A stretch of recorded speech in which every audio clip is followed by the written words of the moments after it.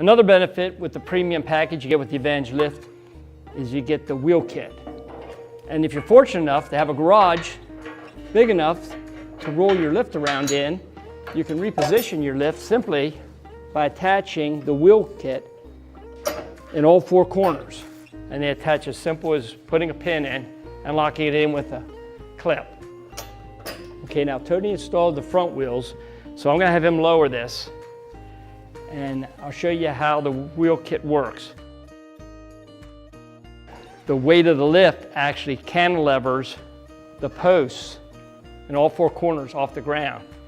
And you can see it as it's coming up.